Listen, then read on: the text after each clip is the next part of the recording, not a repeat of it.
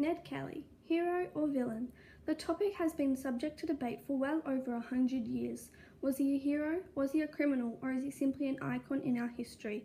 Those that support Kelly as a hero, including the 30,000 people who signed a petition to stay his execution, maintain that he stood up for his beliefs, especially in defence of his family, particularly his mother.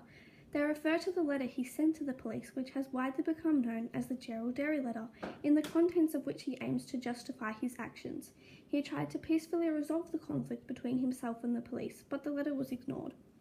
Those who believe Kelly was a villain maintain that he had a history of troublemaking, as he had already been in prison at the age of 16. His career as an outlaw, including murders and thievery, is evidence in itself, as the word literally means outside the law. His actions at Glenrowan further demonstrate his attitude of disrespect for the law and his criminal behaviour. Kelly's fame has endured the test of time, so much so that he has become a popular culture icon. His tin armour has become a representation of Australian history, and his adventures have inspired many works across a range of mediums. He has been portrayed in musicals, melodramas, novels, paintings, television shows, films, and even a television commercial for Nurofen, in which he suffers a headache midway through the shootout at Glenrowan. He has also been the subject of much bush poetry and verse, most famously Stringybark Creek.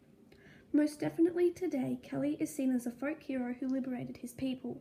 However, we must acknowledge the fact that he was also a criminal who robbed and murdered innocents.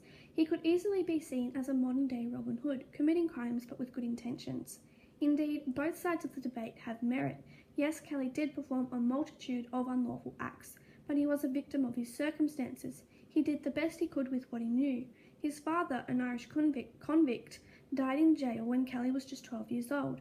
Relations between the Kelly family and the police had always been tense. The family believed they were persecuted due to their heritage. Kelly's mother had also committed several crimes herself.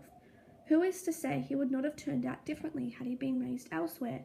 When standing back from an objective viewpoint, we must acknowledge the equal weight to both sides of the argument. Ned Kelly, an Australian hero? How about Ned Kelly, son, brother, countryman?